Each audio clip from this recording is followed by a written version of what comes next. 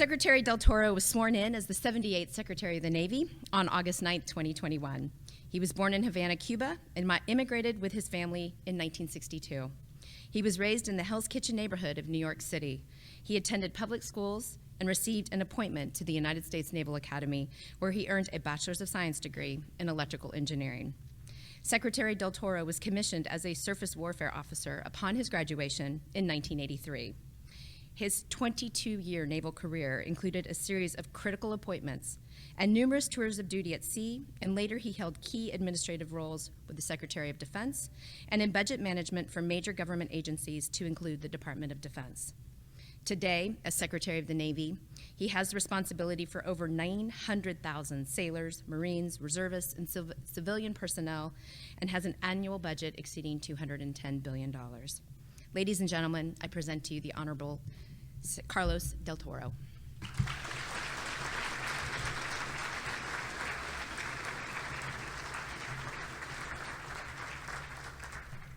Thank you, Kim, for that lovely introduction. I apologize for being a few minutes late this morning, but I started off my morning, even before the booths were manned, meeting with the great Senator Chairman Jack Reed from Rhode Island, who you all know, and Chairman of the Senate Armed Services Committee. And like I said, I'm usually not late, but I'm trying to make it more than $210 billion for the Navy. So, and help all of you out as well. And so I felt it important to continue the conversation as my aide came in and said, 5 more minutes, Mr. Secretary, I got to get you out there. And I said, I need 2 more hours. So good morning, everyone. And again, let me start off by simply thanking Chairman Reed for his principled leadership of the Senate Armed Services Committee. In the year that I've been Secretary, I really have gotten to know him and gotten to know Chairman Tester as well on the Appropriations Committee. And I will tell you that there is no person who's more committed to our service members across all services than Senator Jack Reed. It really is truly impressive. However, I do remember taking a flight with him up to Rhode Island, up to the Naval War College early in my tenure. It was around November or so. And I had him there, and I said to him, Mr. Chairman, I know that we've moved away from earmarks in the Department of Defense, but I'm just curious, given the upcoming calendar, would you consider perhaps an earmark for the Navy football team as we're coming into the Army-Navy game this December? I can't tell you how he responded, but nevertheless, it did turn out to be a good game for the Secretary of the Navy. So to all the business leaders here, I thank you for starting your day with me and for all that you do for our sailors and our Marines. And it's great to be back with you. This was one of the first events that I held last year. I was very proud to be here because I do believe strongly that the interaction between government and industry is just so critically important to the proper performance of all our platforms across the board. As a former small business owner myself and proud government contractor, I know the hard work that you put in to equip and prepare our force to address the challenges that we face in the future. And I know that there are many. There always are. I see them more as opportunities than just challenges, however. So today, as Secretary of the Navy, my job is very simple. It's to provide combat-ready forces and capabilities to our combatant commanders around the globe, wherever they may be. And that's why, within weeks of taking office last year, I made it a point of speaking at this very gathering as one of my first official acts as Secretary of the Navy. In the past year since my confirmation, I've learned a lot. I've been working every day to build strong partnerships with our industry partners at every level, from small to medium-sized businesses to large businesses. And I've spent an inordinate amount of time having small business roundtables around the country and even around the globe. Admiral Selby here will tell you that we've got 18 Naval X's around the globe, most of them in continental United States, and I've met at many of them now. But I've also spent a lot of time meeting with medium-sized businesses to better understand your challenges in transitioning from a small to a large. And I've just now, I visited all the shipyards and met with all the CEOs of all the shipyards and a lot of other facilities across the United States, and I'm now having lots of one-on-one engagements with the heads of the major companies as well, too. It's critically important. Today, I want to deepen those partnerships even more with robust and direct communications about our shared needs and our shared challenges, and I hope you'll ask me tough questions in the Q&A. I know I speak for everyone here when I say that we are united in this commitment to ensure that today's warriors have exactly what they need to fight and win in the conflicts that they face. And that's why I'm asking you here today for your help in ensuring a culture of responsibility and a culture of accountability. The Department of the Navy must be accountable first for better cost estimates and requirements, resisting scope creep, and providing a clear path forward and fair acquisitions process for all of our stakeholders across the board.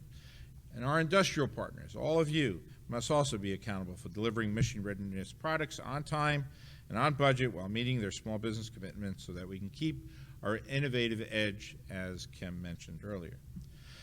Together, we owe it to the American taxpayer to operate with the highest levels of efficiency across the board. And we owe it to every sailor and every Marine to prepare and equip them with the finest capabilities as possible. As Secretary of the Navy, that's my primary role. Through the Navy Navigation Plan and the Marine Corps Force Design 2030, we are executing that responsibility through a unified Department of the Navy strategy that is rooted on 3 guiding principles. First, to maintain and strengthen our maritime dominance. Second, to empower our Marines and our sailors through a culture of warfighting excellence where everybody treats each other with dignity and respect. And third, strengthening our strategic partnerships across the joint force with our international partners and with industry leaders like yourselves here in this room. To maintain and strengthen the maritime dominance, we have to be serious about fielding and maintaining the right capabilities to deter adversaries, and we're called upon to fight. Each of you is critical to the success of that mission, and I really mean it. For example, many of you are involved in the construction of the USS District of Columbia, whose keel laying I attended earlier this summer. As our top acquisition program, this program must be completed on time, on budget. It's critical, and even though it's still decades away, it's important to continuously work towards that goal in every possible way. The security of our nation and the credibility of our strategic deterrence actually depends upon it. As our CNO Mike Gilday has said, history shows that the Navy, which adopts, learns, and improves the fastest, gains an enduring wartime advantage. We couldn't agree more. Today, we're taking a major step towards extending that warfighting advantage in our surface fleet with the kickoff construction of FFG 62, the first of the Constellation-class frigates. And I'm so proud to have signed the order to begin construction this very week. From undersea enhancements like the Block 5 Virginia class to platform upgrades like DDG Flight 3 to the next generation of carrier aviation, our future warfighting advantage relies on strong and effective private sector partnerships to make it happen every day. Data-driven, metric-focused execution is foundational to our warfighting business, and it must be foundational to your program execution as well. Thanks to the leadership of Chairman Reed and other leaders in Congress, we now have the resources to invest in the platforms and long-range fires that build forward presence, capacity, and lethality. But we have to get these platforms out to the warfighters expeditiously and maintain them efficiently for the future fight. Within the department, we are transforming acquisitions to support flexible approaches to develop, procure, protect, and sustain our force.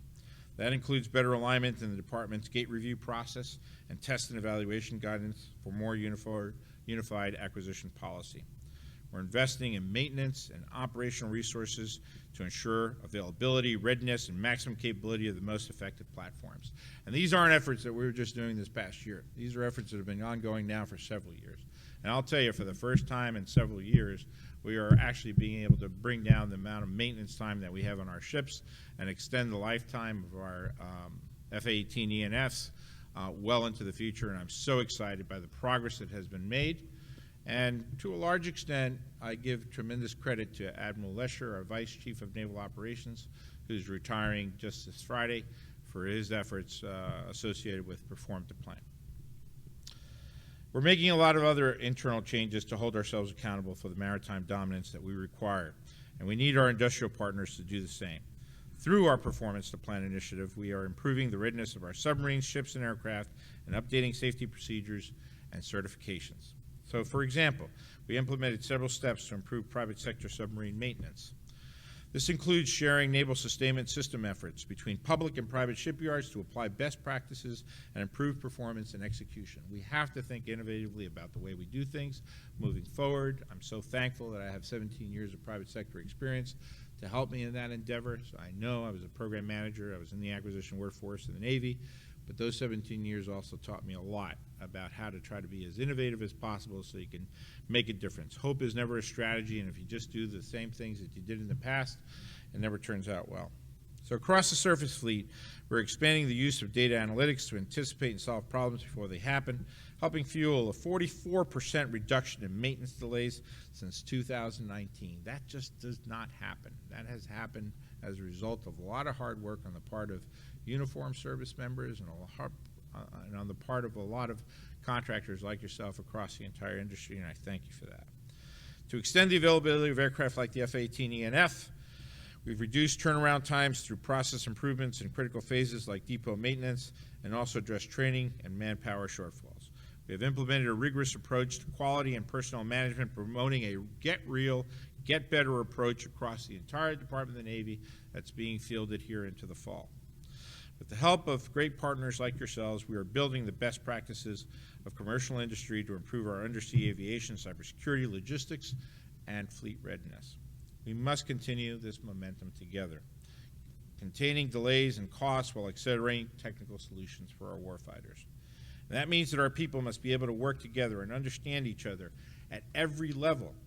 And that's why my second guiding principle is empowering our people through a culture of warfighting excellence. That includes investments in a resilient private sector industry and shipyard workforce, and I fully understand the challenges that many of you are having. I know that hiring and retention are among your biggest challenges as contractors. It was certainly for me when I had my engineering company.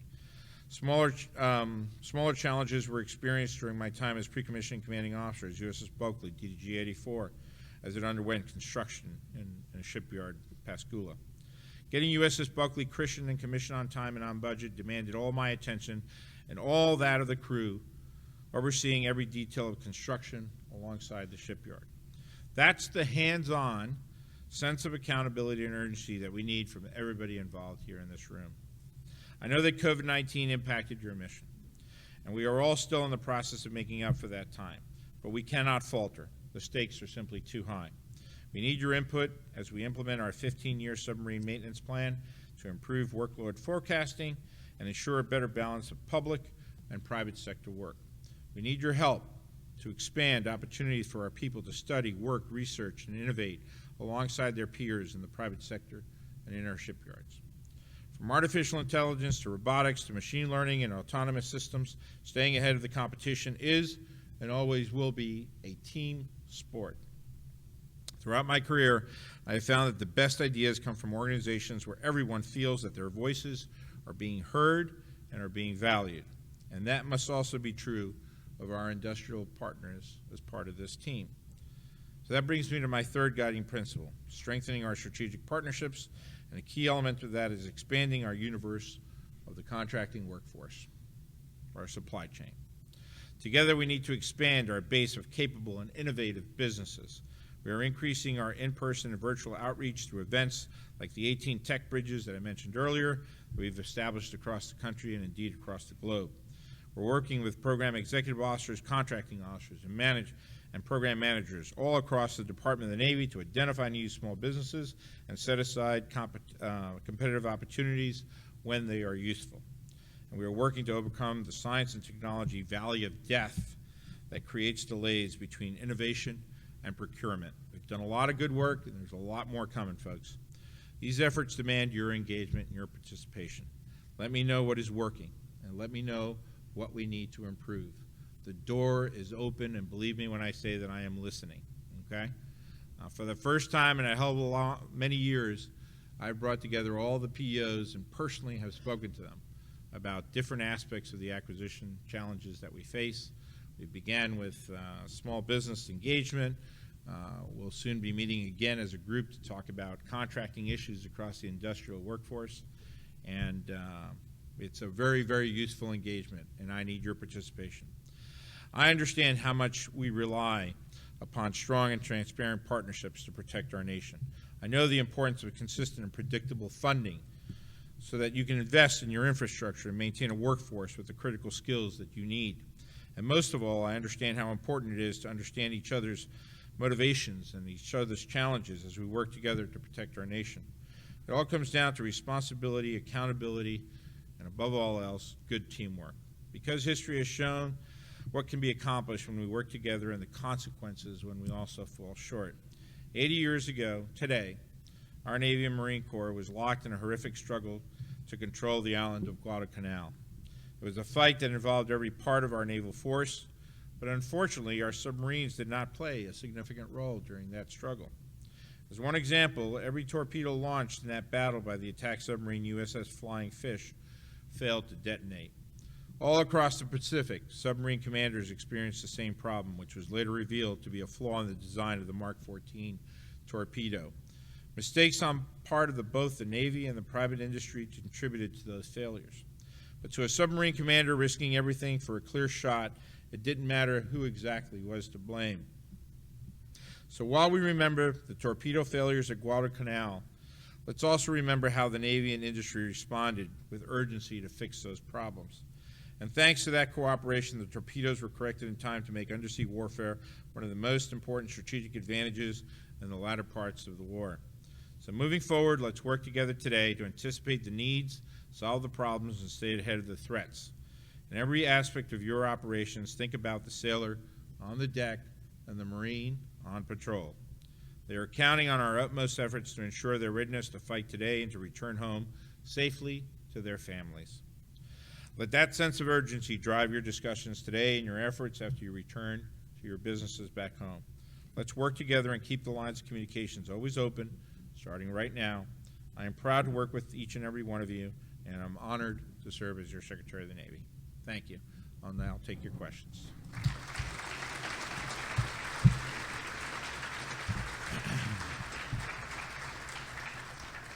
And I've brought Admiral Selby along with me to answer all the hard questions. Who'll go first? Do we have someone with the mic out there? Or oh, there we are. Yeah, anybody have a question, we'll bring the mic to you. No questions? All right, I'm out of here. I'm back home. Such a shy group of people. My God, I didn't know New Englanders were this shy. It's because you're on the floor so long last night. Everybody had a personal engagement with you, and you answered all the questions. Going once. Going twice. Questions out there. Come Sold to Karen Conti in the left corner. If you don't start asking questions, I'll start asking questions, and it ain't going to be pretty.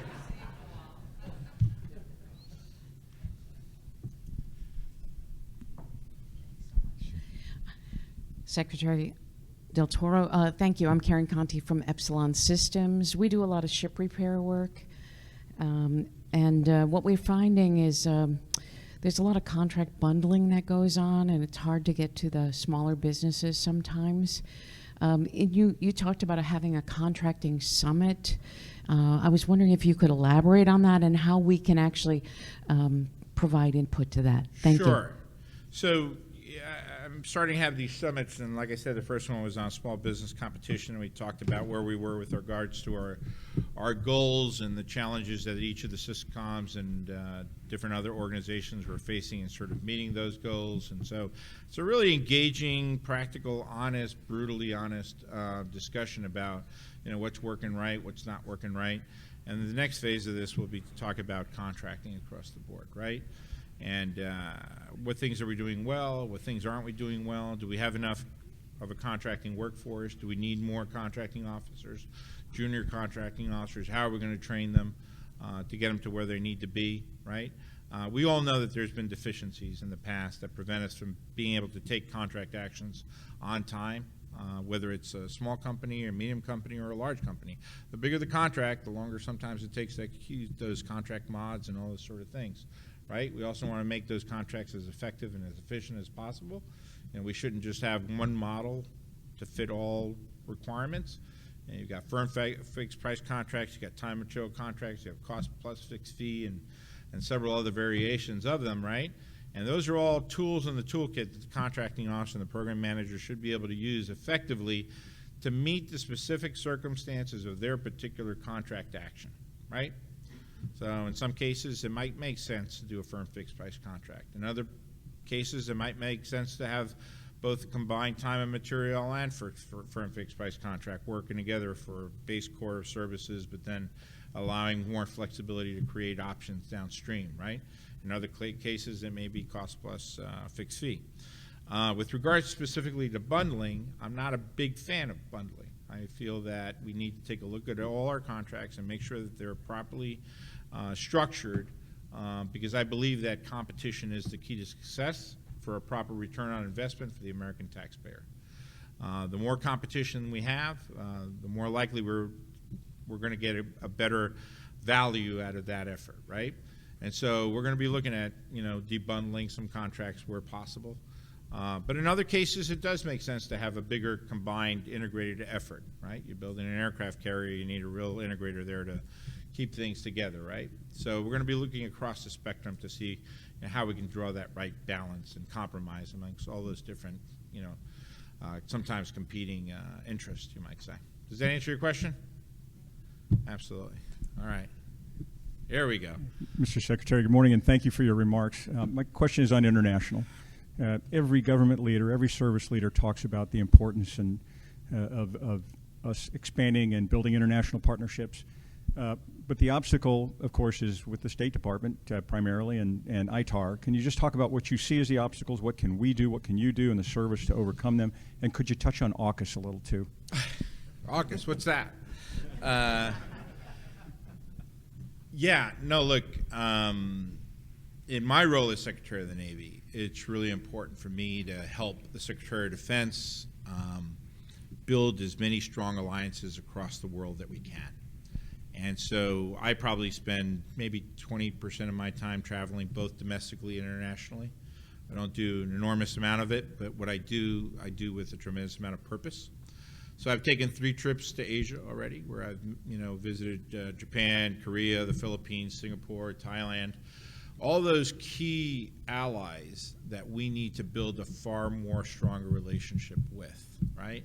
So if we want greater access to bases in the Pacific so that we can forward base our troops, not with brick and mortar, but have greater access to their facilities, for example, we need to have some real serious discussions with all our allies and partners on how best to do that collectively, right? And that includes the Philippines, it includes Singapore, putting more LCSs perhaps in the future out in the Pacific, getting greater access to bases in the Philippines, and many other things, discussions that we're having across the board. We're expanding the number of DDGs we have in Rota, Spain, for example, from 4 to 6, partially to take care of the operational tempo out there as well, too, for those sailors out there. So those discussions are extremely important, and I try to have them at the highest levels with my equivalents in other countries, which sometimes includes the defense ministers in some of the smaller countries, to have these, I often find that the mill-to-mill relationships are strong. They always have been amongst the uniformed folks. But it's important to have civilian-to-civilian discussions because it's often the civilians in those countries that control the policies that drive, how much access we can have and how much cooperation we can have. Interoperability is critical to this, to your second point of your question.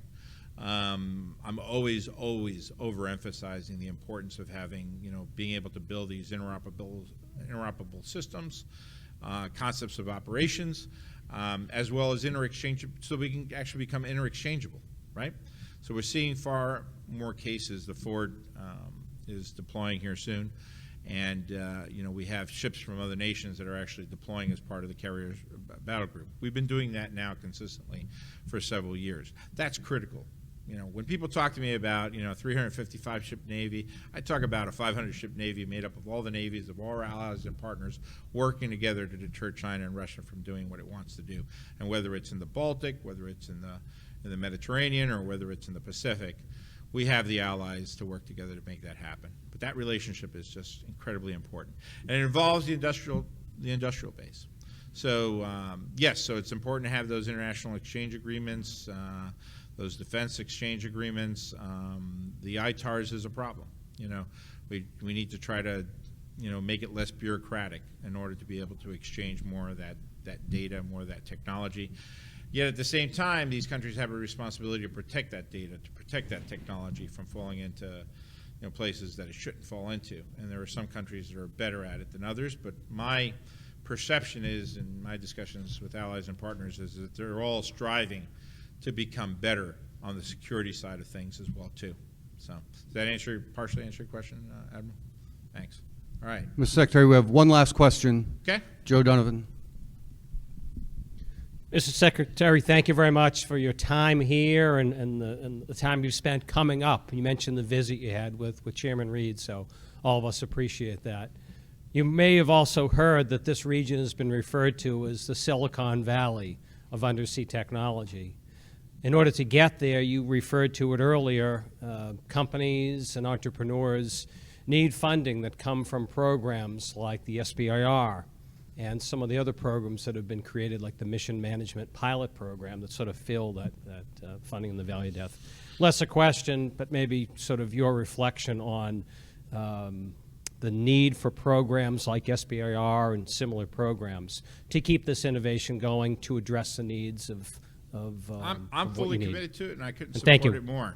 And actually, I've taken a look at the metrics, not just because I was coming here and I track this stuff all the time. It drives my staff crazy. But I took a look at the metrics, and just in this past year, we've actually had about 36% greater engagement with companies that have not traditionally done work with the Department of Defense, period. And that's the kind of outreach that Jimmy Smith, my director for small businesses here. How about a hand of applause for Jimmy, because he's actually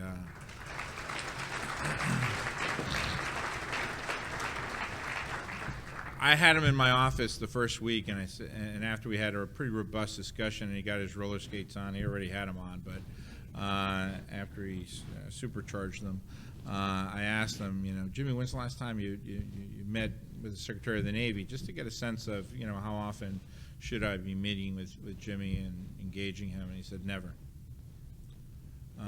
So just to give you an indication of the focus here. Industry engagement is very, very important to me across the board.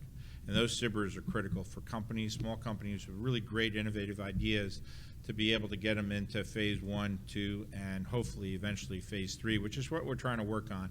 And I just had lunch yesterday with the Undersecretary for Research and Development, Heidi Chu, where we talked about how best we could work together with the Department of Defense to ensure that, our Department of the Navy, small companies that are putting in innovative ideas are actually transitioning, and how best can we use Department of Defense resources even better on behalf of the Department of the Navy. So it's critical, it's important, it's hard, it's competitive, there's no question about that, but we got to do a better job in getting across that valley of death that often exists out there. And I think part of the solution is, getting the sponsors, and this is why I have these direct engagement summits with the acquisition, with the PEOs, who are essentially the ones managing the programs, to get their early engagement on innovative SBIR projects, right?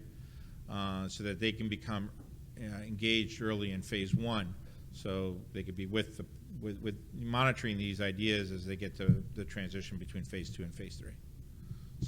So again, let me finish off where I started. Thank you for what you do. Please keep the faith, stay engaged. There's a lot of money in the community, in the submarine community. That can't be one complaint out here.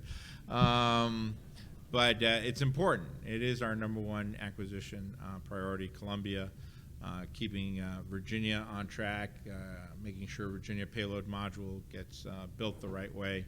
And I look forward to commissioning a lot more submarines and ships and frigates and everything else as long as I'm Secretary of the Navy. Thank you. Appreciate it.